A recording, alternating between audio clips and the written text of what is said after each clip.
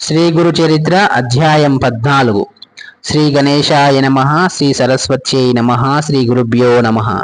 నామధారకుడు: స్వామి, అటు తర్వాత శ్రీగురుడు ఏమేమి చేశారో చెప్పండి అన్నాడు. సిద్ధయోగి సంతోషించి ఇలా చెప్పారు. భోజనాలయ్యాక సాయం దేవుడు శ్రీగురుణ్ణి పాదాలొత్తుతూ, సద్గురు, మీ పాదసేవ వలన నా జన్మ సత్కర్మలు సార్థకమయ్యాయి. మీ అనుగ్రహం వలన నా పితృదేవతలు కూడా తరించారు. ధన్యుణ్ణి. మాయ చేత మానవునిలా కనిపిస్తూ ఉన్నారే గాని మీరు సాక్షాత్తు భక్తులను ఉద్ధరించడానికి అవతరించిన భగవత్ స్వరూపులే.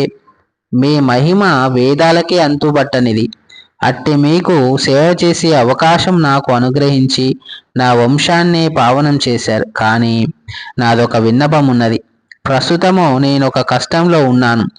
వేరు దారి లేక నేనొక యవనరాజు సేవలో ఉన్నాను.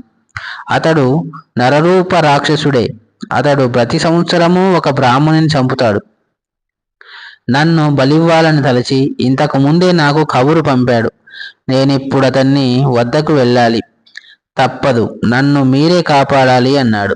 శ్రీగురుడు అతని తలపై చేయి పెట్టి ఆశీర్వదించి, నాయనా, భయపడకు. ఈ యవనుడు నిన్నేమీ చేయలేడు. భగవంతుడు సర్వానికి యజమాని. నీవు అతడి చేత సత్కరింపబడి సంతోషంగా తిరిగి వస్తావు. నీవు వచ్చేదాకా మేమిక్కడే ఉంటాము. దీర్ఘాయుష్మాన్ భవ అని పంపారు. సాయం దేవుడు శ్రీగురుని మాటలు విని సంతోషంతో యవనరాజు వద్దకు వెళ్ళాడు. తాను కబురు పంపగానే రాకుండా ఆలస్యం చేసినందుకు కోపంతో రాజు అతన్ని చూస్తూనే లోపలికి వెళ్ళిపోయాడు. సాయం దేవుడు భయంతో శ్రీగురుణ్ణి ధ్యానించాడు. అంతఃపురంలోకి వెళ్ళిన యవనునికి అంతలోనే నిష్కారణంగా భయము, చనిపోతున్నంత బాధ కలిగి స్పృహ తప్పి పడిపోయాడు. అప్పుడు అతనికి ఒక స్వప్నం వచ్చింది. ఒక బ్రాహ్మణుడు అతనిని ముక్కలు ముక్కలుగా కోస్తున్నట్లు కనిపించి విపరీతమైన బాధ కలిగింది. అతనికి స్పృహ వచ్చేసరికి తాను చేస్తున్న హింస ఇతరులకెంత బాధకరమో తెలిసి వచ్చింది. పశ్చాత్తాపంతో అతడు బయటకు వచ్చి సాయం దేవుని పాదాలపై పడి, అయ్యా, మిమ్మల్ని నేను పిలిపించలేదే, మీరు ఇంటికి వెళ్ళవచ్చు అని వస్త్రభూషణాదులతో ఘనంగా సత్కరించి పంపాడు. సాయం దేవుడు శ్రీగురుని కృపకు పట్టరాని ఆనందంతో త్వరగా తన గ్రామం చేరి శ్రీగురునితో జరిగినదంతా చెప్పాడు.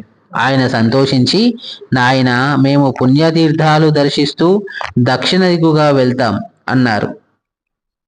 అతడు నమస్కరించి, స్వామి, నాకు మీరు ప్రసాదించిన ఈ జీవిత శేషాన్ని మీ సేవకే అంకితం చేస్తాను. అనుగ్రహించండి. మీ పాద సన్నిధి విడిచి బతకలేను. నన్ను విడిచిపెట్టి వెళ్ళవద్దు. నేను కూడా మీ వెంట వస్తాను అని వేడుకున్నాడు. శ్రీగురుడు, నాయన, నాకు ఆత్మ సమర్పణం చేసుకున్నావు. నీ అభీష్టం నెరవేరుతుంది.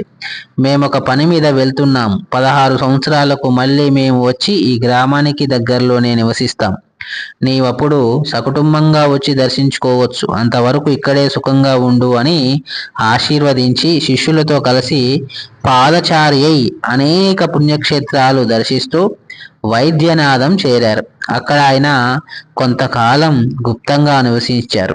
అది విని నామధారకుడు, స్వామి, అప్పుడు శ్రీగురునితో అనేక మంది శిష్యులున్నారు కదా, వాళ్ళెక్కడున్నారు? శ్రీగురుడు అక్కడ గుప్తంగా ఉండి ఏమి చేశారు అని అడిగాడు. శ్రీ దత్తాయ గురవే నమ.